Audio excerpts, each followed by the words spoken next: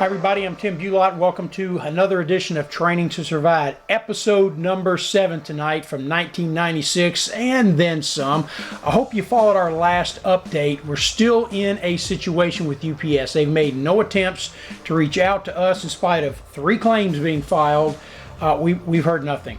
Nothing as far as replacing our equipment. Now, in the meantime, we've acquired some new gear because the show must go on. As I said before, I've got 600 plus hours of classic, iconic video footage to share with y'all. So we've got plenty of content. Plus, we're making some attempts and we're moving forward on lining up some new segments, some modern martial arts today, whatever we decide to title it.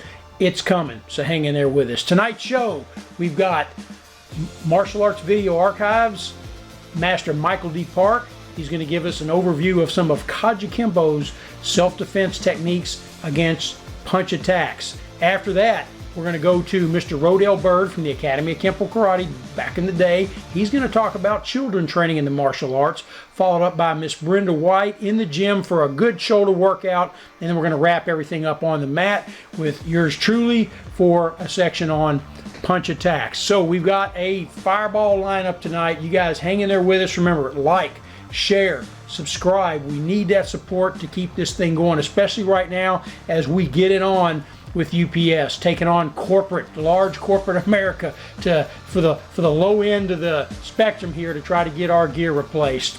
Let's get into it.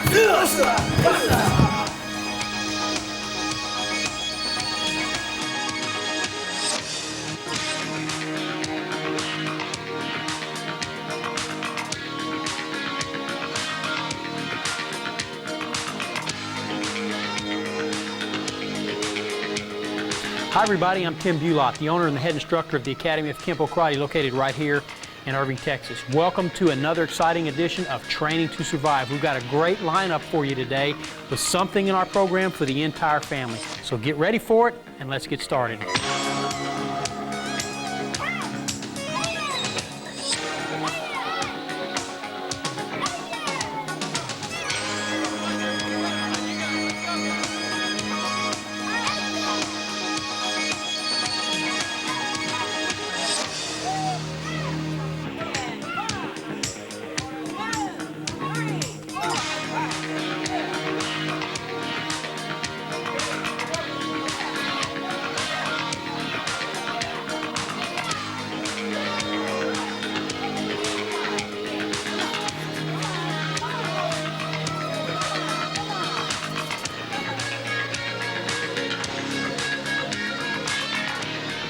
In the mid-90s, I had the pleasure of meeting an amazing man, Michael D. Park. He was with the U.S. Marshal Service at that time, and my first meeting with him was actually at a gun takeaways seminar in which he was helping to instruct with Master Rod Sakranowski. We became friends at that part, and I actually began to learn from him as well as share some of my Kenpo information with him that he was interested. I went on to produce numerous martial arts videos for Master Park, including his comprehensive jiu-jitsu series, which covered his Kobushinryu Jiu-Jitsu, which was an amazing locking and throwing system. We did some knife and Kaji Kempo videos as well, as well as other videos on just general aspects of the martial arts. Mr. Park visited my school frequently, and for a while he taught a ground fighting class. I think it was on Tuesday afternoons or Wednesday afternoons for the students that were interested in ground fighting. I learned a lot from the man. The man is an amazing martial artist, and he's literally an encyclopedia of martial arts, holding high ranks in various aspects of jiu-jitsu, hapkido, and also the Kaji Kempo, which we're going to present to you today. Now, Kaji Kempo is similar to American Kempo, to Parker's Kempo, in that it has name techniques, okay? And these name techniques are designed to be used against a variety of situations, as you'll see in some of the video demonstrations. Now, I'm going to read to you what Mr. Parker says about the Imperato brothers that were the founders of Kaji Kempo in his Infinite Insights into Kempo, book number 1. Adriano, Sony, and Joe Imperato were senior students at the time of my acceptance as a student of William K.S. Chow. They were William Chow's first graduating black belts in Kenpo Karate, and I looked upon them with envy and respect. It wasn't too long after that the two Imperato brothers opened their own school at the Palama settlement in Honolulu. I visited them often and always received a cordial welcome. It was Adriano, Sonny, who, after his brother Joe's death, formed his system of Kajukembo. And this is spelled K-A-J-U-K-E-N-B-O in Mr. Parker's book. And I've seen it spelled K-E-M-B-O also. Kajukempo is an offshoot of Kenpo Karate system taught by William Chow, with advocates of the system found throughout the world. Okay, and there's more information on that, and plenty of information on the internet.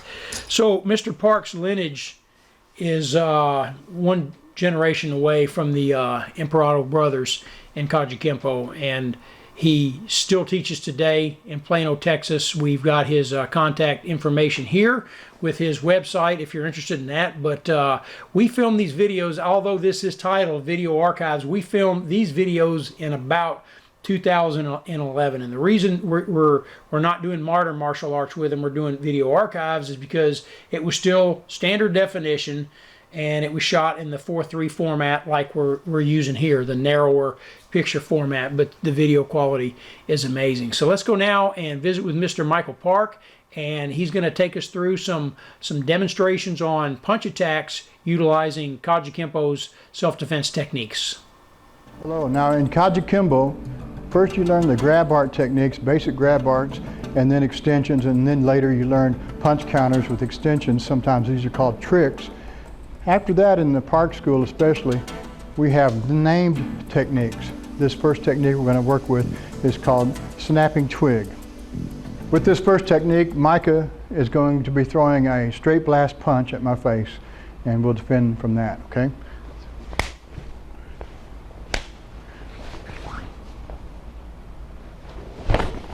First, I cover with a double hand parry and smother the arm.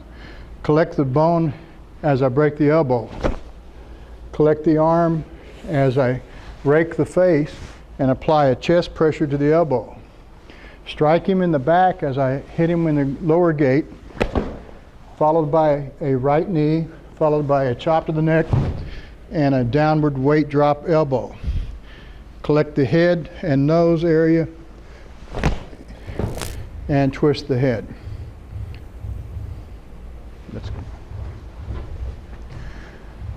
Once again, punching.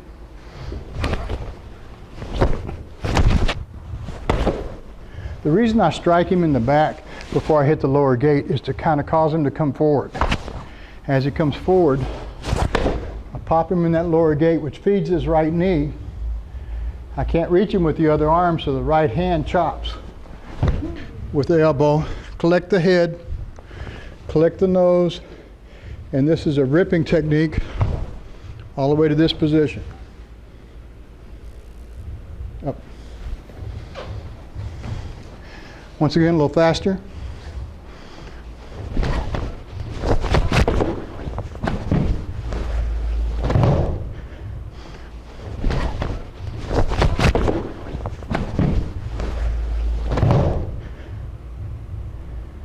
Okay, the next technique is called Dutch door, and I'm going to let Micah throw a straight blast punch with his left hand this time. We like to work both sides of the body.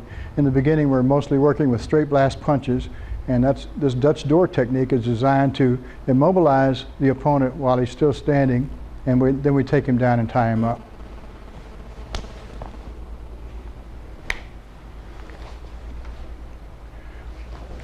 As he comes forward and I step out, I really want to do a double hand parry, and then I want to hang this back leg real high and come through his knee to the mat, which completely disables him so that he can't step and can't escape. At the same time, I'm going to release this control on this arm and use an inward elbow strike to his face or head or neck. I may get a momentary neck crank, and then I slide down this arm and collect the elbow and turn him in the same direction I'm going and push forward so that he lands on his face. This is called a scooter. We sit down and lock his arms and unscrew his head from this point. All right, let's try this again. This time he's throwing a straight blast punch at my face or head. Lock the head, collect the arms, walk forward, sit low so that you interlock his arms with your knees, grab his head, and we're done. Okay, our next technique is called helpless nap. These are not necessarily in order, but we're picking certain techniques for your selection today. Helpless nap, he's throwing a straight blast punch.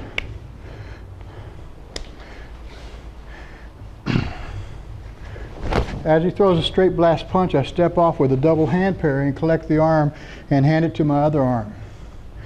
I step under his arm and pull down, and this arm tracks his arm till I get his elbow. After I kick behind his knee at an upward angle, I move my legs and open the gate, which puts him on the mat. I separate his arms and throw my lead leg inside and drop to a punch.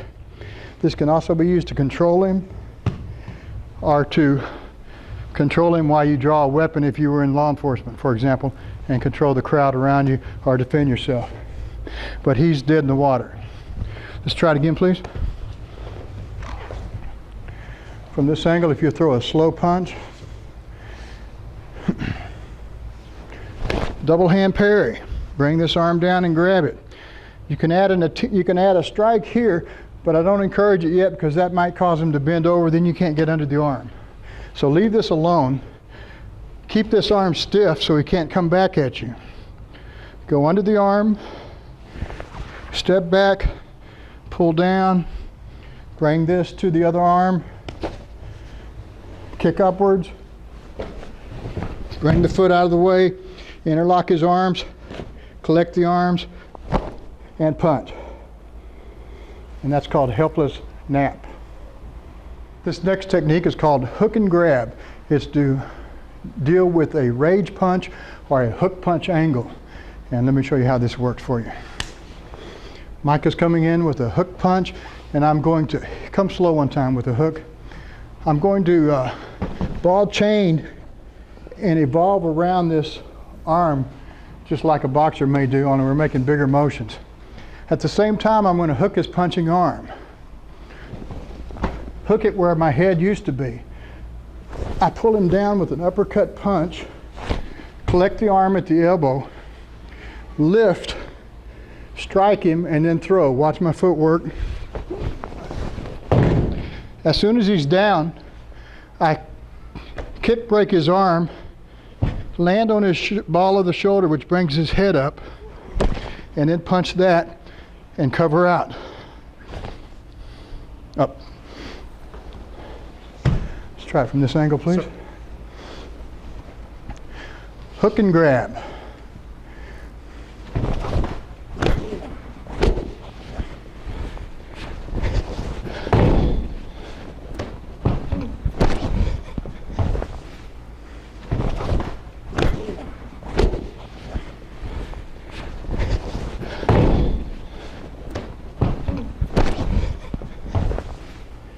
Well, I hope you enjoyed that, and for you Kempo practitioners, you can definitely see the similarities, as Kaji Kempo is a cousin. Okay, the roots are the same.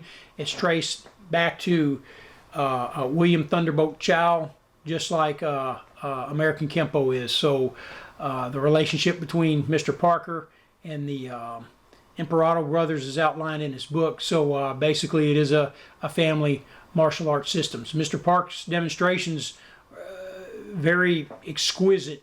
Okay, and to have been able to learn some of these techniques from him was truly a pleasure. One thing that I noticed about Kaji Kempo as compared to Kempo is that it did put more emphasis on leverage technique up into the point of mild grappling, I would say, and takedowns, where Kempo is, you know, more stand up, more hands and feet in striking. But nevertheless, the similarities overlap. We're going to be bringing you more from Master Michael Park. We're going to get some of his Aki Jiu-Jitsu and Cobra Shinryu Jiu-Jitsu in here, as well as we've already seen him in Hapkido. We'll have more of that coming up as well. So we hope you've enjoyed this segment of this week's Martial Arts Video Archives.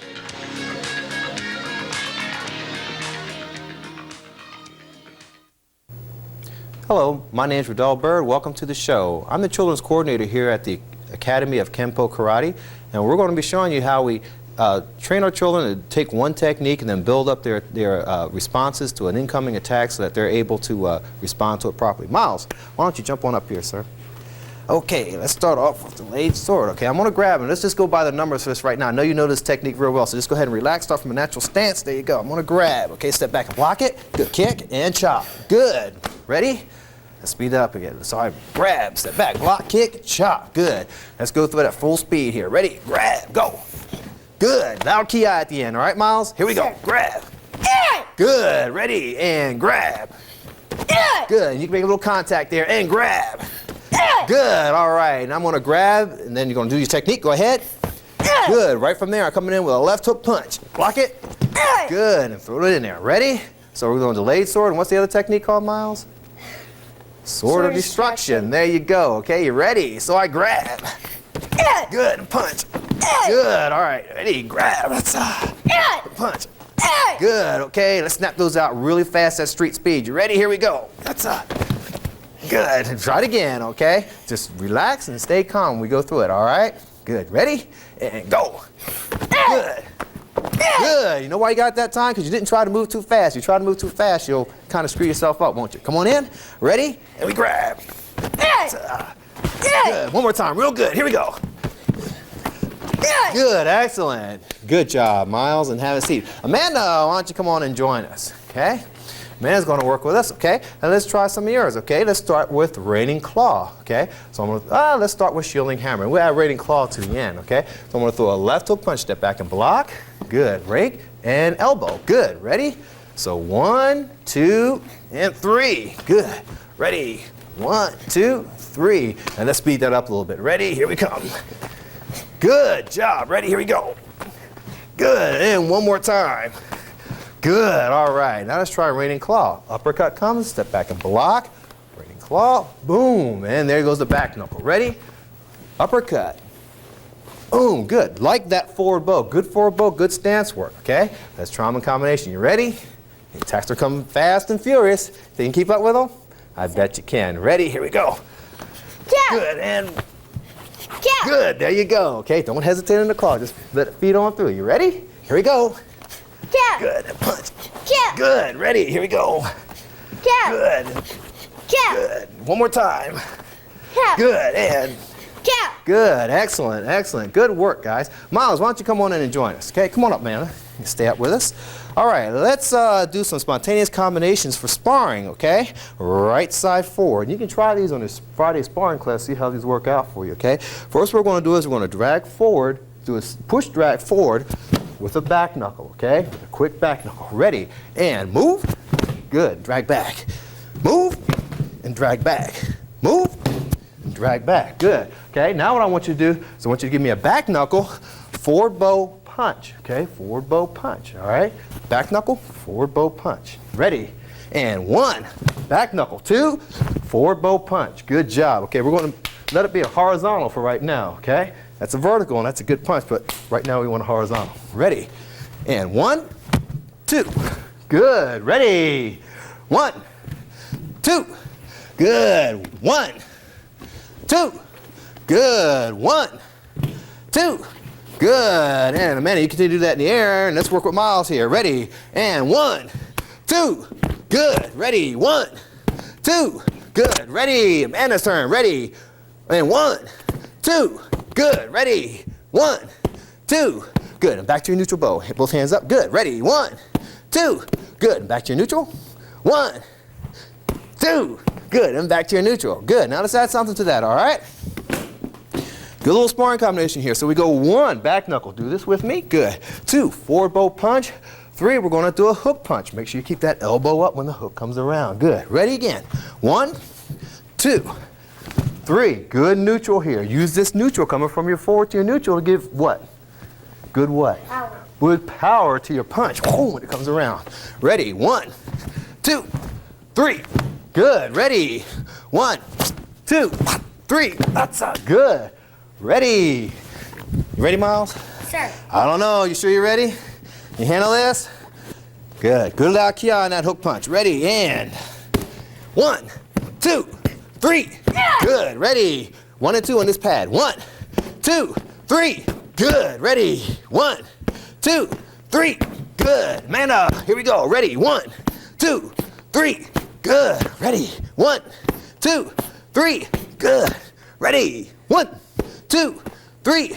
Good. All right. Let's do one more thing to our combination. Let's add a little kick in here, okay? And we're going to give each of you guys a different kick to add in there so that you have a little variety that you can do, okay? So for Miles, I want 1, 2, 3. Hook punch, okay? And then let's do a step through roundhouse kick to finish it off, okay? Amanda, we're going to let you do 1, 2, 3, and then a drag up side kick to finish off the technique. Okay, does everybody have it? Yes, sir. All right, let's try you off first, Miles. Nice and slow. Ready? And here we go. So 1, 2, 3, 4. Good. Here we go. Ready? And 1, 2, 3, 4. Good. Ready? And 1, 2, 3, 4. Good job. All right. And Amanda, ready? And 1, 2, 3, 4. Good. Ready? 1, 2, 3, 4. Good. Ready? 1, 2, 3, 4. Good. All right. Ready to fire it out. Ready? When I say move, all 3 moves, okay? Ready? Here we go. Ready? And move. Yeah. Good. Ready? Move. Yeah. Good. Ready? Move. Yeah. Good. All right. Amanda, ready? And move. Yeah. Good. Ready? Move. Yeah. Good. Ready? Move. Yeah. Good. And one more time. Ready? Move. Yeah. Good. Okay, good. Excellent. Excellent. Way to go. You find using those combinations are a lot better than just throwing 1 punch, 1 punch, and 1 kick, okay? Throwing combinations. Good. Now, and close. Both. Okay, and that'll conclude our segment on combination sparring. Thank Amanda and Miles, and see you on our next show.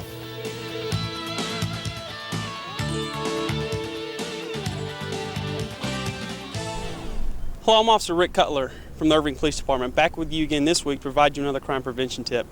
This week we're going to talk about how to keep our child safe.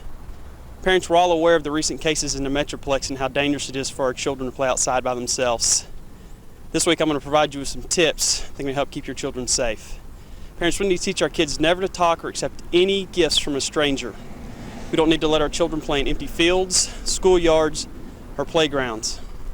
Parents, we need to know where our children are at all times, where they're going, and when they're returning home. Again, parents, teach our children not to talk to strangers, and if they feel like they're being followed by a stranger, run in the opposite direction. If they are being followed, teach them to run to the nearest crowded area and scream the word fire. That word alone will bring a lot of attention to their direction. That's our crime prevention tip for this week. Enjoy the rest of the show and see you next time.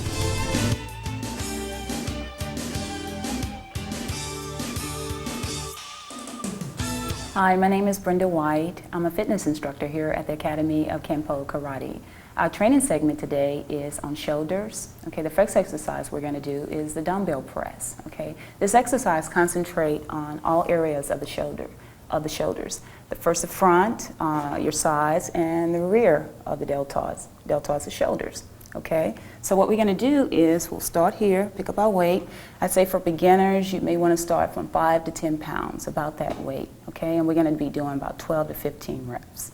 Okay, you want to start here. Okay, you want to bring the weight up, straight up, bring it in just a tad at the top, and you don't want to lock out, because when you lock out, you got to remember that hurts your joints. You're going to bring it down parallel. Okay, you got to remember when you bring it down, you don't want to go down to here, because that really hurts. You want to keep it parallel. Okay, a good repetition should look something like this. Okay, parallel.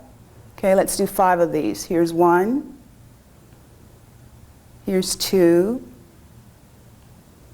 Here's 3. And 4. 1 more. Here's 5. Okay. That was the dumbbell press, and remember that you're working all parts of the shoulders, the front, the side, and the rear. Okay, the next exercise we're going to do is called the front lateral raises. You can do this exercise standing up or sitting down. Today we're going to be sitting. I think that when you sit, you're a little bit more stable, and beginners should be more stable. Okay, what we're going to do is like 3 sets of 12 to 15 reps. Okay, you want to pick the weight up. Okay. And what you're going to do is you're going to bring it up here, okay, about shoulder level, here, okay. When you're doing this exercise, you got to remember that you can't go all the way up here, because you take the pressure off of your shoulders, and you want to keep the pressure there, okay. You can also do both arms like this. Bring it up, take it down, bring it up, like so, and take it down. Okay, here's 5, okay. Here's 1.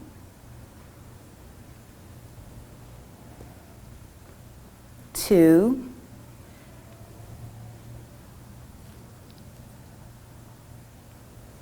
and here's 4, and here's 5. Okay, notice when I was doing this exercise, okay, that when I came up, I didn't come up straight like that. I didn't lock out, okay? What you want to do when you're doing this exercise, you got to remember that you got to leave a little bit of leeway in your elbows. Watch this, just like that. You got to remember, you got to bend your elbows just a tad, okay, because you don't want to lock out. Again, that hurts your joints. Okay, that was the front lateral raise, and you were concentrating on the front of your shoulders. Okay, the next exercise we're going to do is called the side lateral raise. This is a variation of the first exercise, which was the front lateral raise. Okay, what you want to do when you're doing this exercise, you're concentrating on the sides of your shoulders. Okay, the middle head. Okay, so I want to pick the weight up. All right, place it underneath your legs. Okay, sit on the edge of your bench and come straight up like so. Okay, this exercise is sometimes kind of awkward, so I would recommend that you stick with very light weights. I'd say 5 to 10 pounds, and this is a 10-pound weight that I'm using here. Okay, you want to come up like so, and notice that I bend my arms. That's what you want to do too, okay? That keeps the pressure off your joints. Okay, here's 3 good ones. Here's 1, here's 2, and here's 3. When you're doing this exercise, you want to remember that you want to keep your back straight.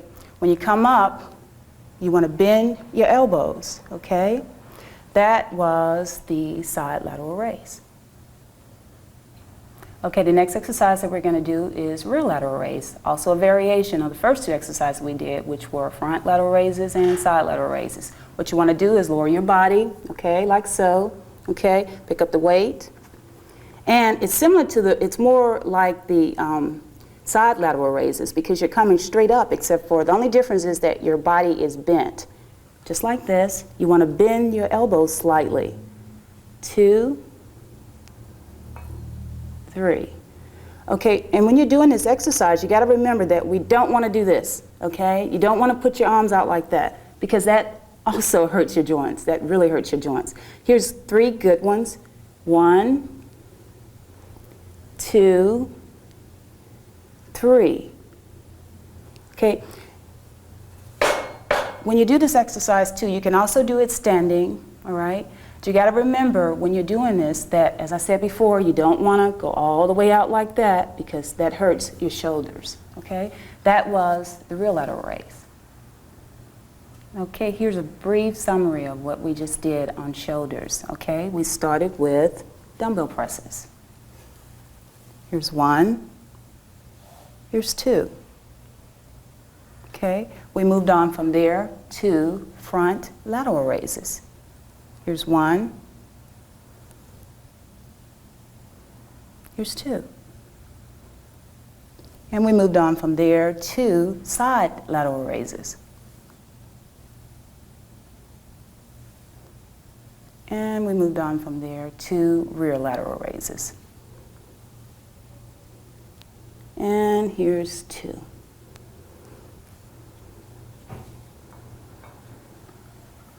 When you work shoulders, you got to remember that you have to work every part of it. You got to work the front, you got to work the sides, and you also have to work the rear, okay? You don't want to lag in one area, okay? You want to work them all together.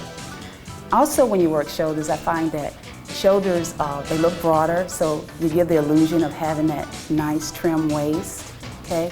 Also in Kenpo, shoulders add power to your strikes, to your punches.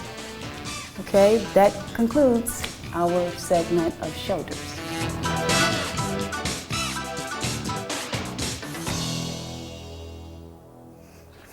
Bam, swassa, bam, boom. Bam, swassa, bam, boom. Come on up, Billy. Thank you. Hi, I'm Tim Bulot. Welcome to On the Mat.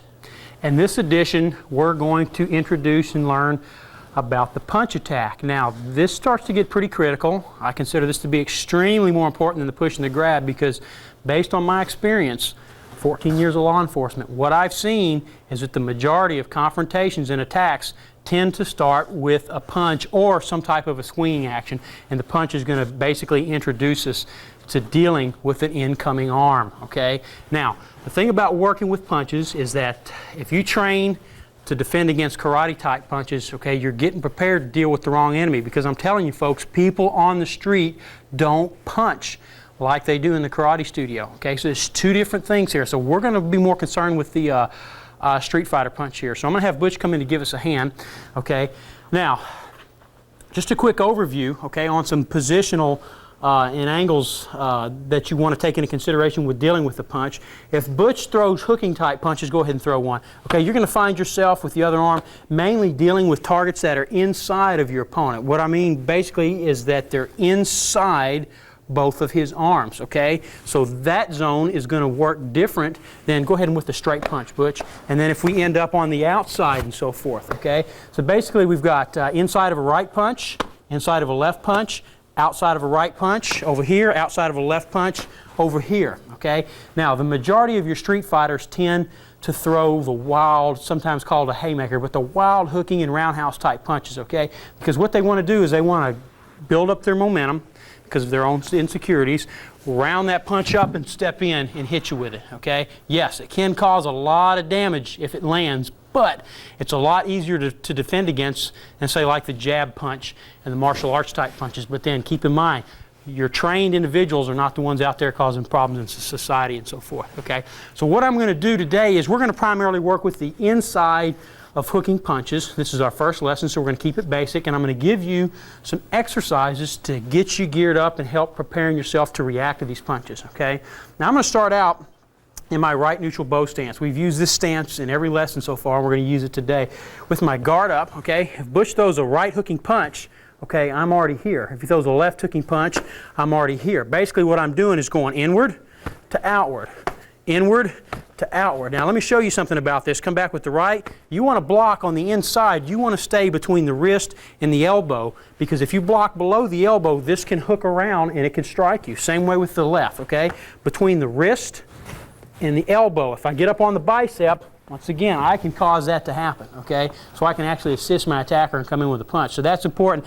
Another thing is to keep a checkup, okay? Give me one of the punches, Butch. Okay, you notice here, see where my left hand is guiding and checking, because from this angle, if I go into strike, my left hand can take over and pick up where the right leaves off.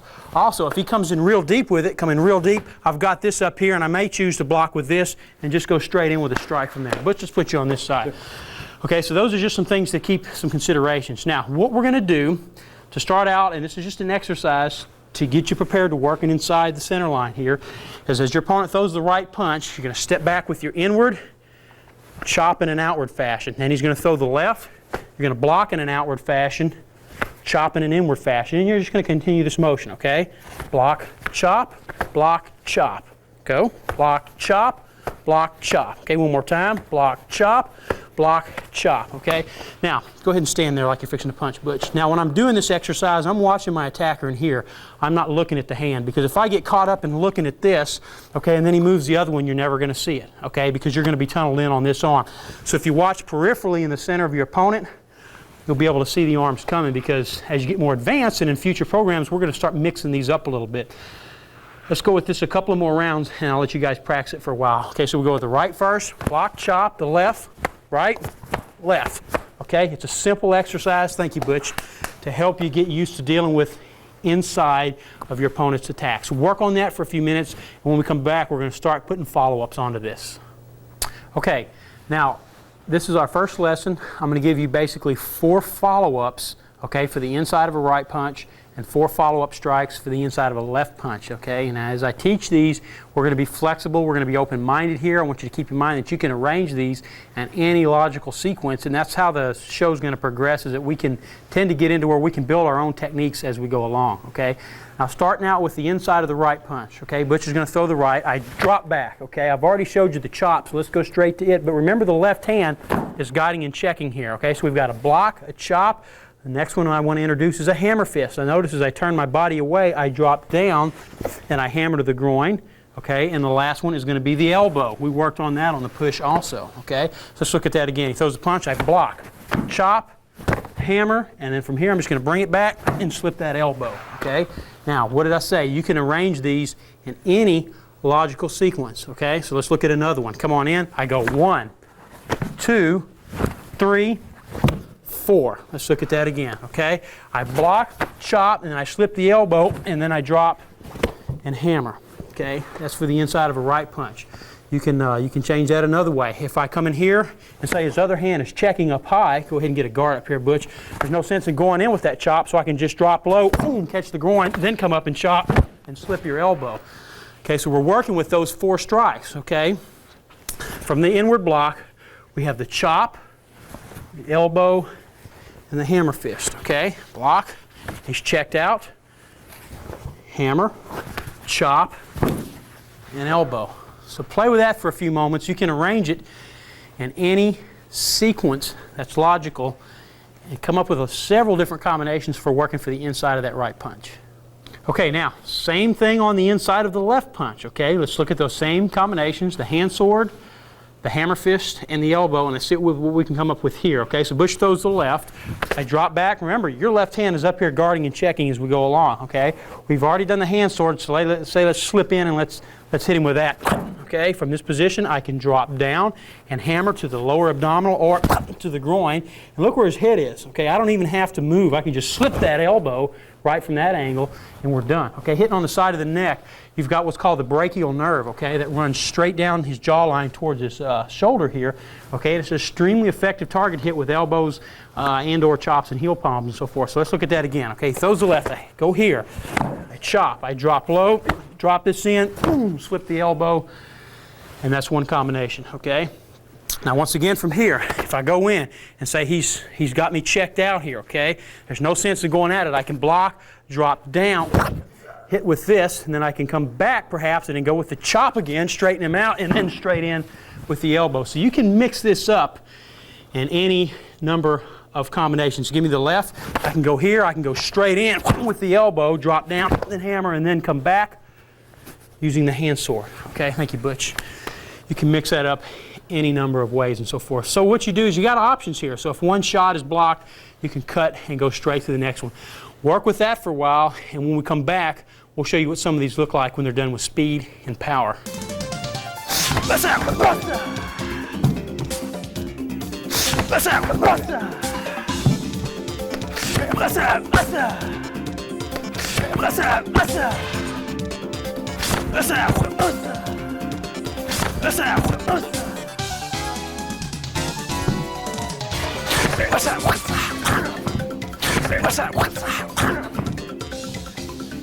Okay, before we leave today, I just want to bring up one other point. If you'll reflect back on the show that we did on how to deal with the push, okay? And I showed you on that program when somebody comes in with an extended arm, go ahead, how the kick, that side kick, can extend beyond the reach of the push, okay? This works the same for punches. So if I'm geared up and I'm ready and Bush steps in with that punch, that kick will outdistance every time. So what I'm trying to do here is make you think about things we've learned in other programs and use that information, okay, in this and in other editions that you're going to see down the road. So you can build upon these, okay? This is going to conclude this edition. I've enjoyed it, and we'll see you next time on the mat. Well, it's that time again as we wrap up another episode of Training to Survive. I hope you've enjoyed episode 7. We're starting to work on episode 8. The show's growing. We're getting more subscriptions. We're getting likes. We need that. We need those shares. We need those likes. We need those subscriptions because that brings us the motivation to keep this going. So we're working on efforts to branch out and get our modern martial arts segment going. I've made arrangements to visit several top martial artists in the area. So again, those segments will be shot high definition, modern video equipment, just to kind of contrast, but at the other hand, kind of complement, you know, the past to the present with the older video footage that we're bringing you now. So y'all hang in there with us. We do appreciate your support. I look forward to hearing your comments, your questions. Remember, as I say in the show, a question from you can be an educator for another person. So send those to us and we will answer those questions and get back with you. So y'all take care. Have a good week out there. We should be on time next week for episode 8 of Training to Survive. Have a good one.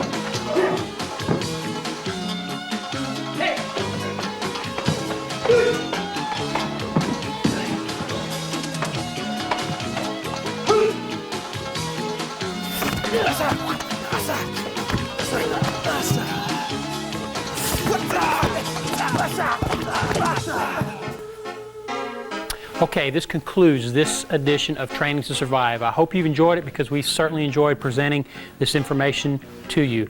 Keep your comments and suggestions coming. We certainly enjoy reading them, and the good question from you can act as an educator for other viewers. So keep that in mind also. So write to us or give us a call at the Academy of Kenpo Karate, located at 3325 West Rochelle Road, Irving, Texas, 75062, and that phone number is area code 972-256-3969. Stay safe, and we'll see you next time.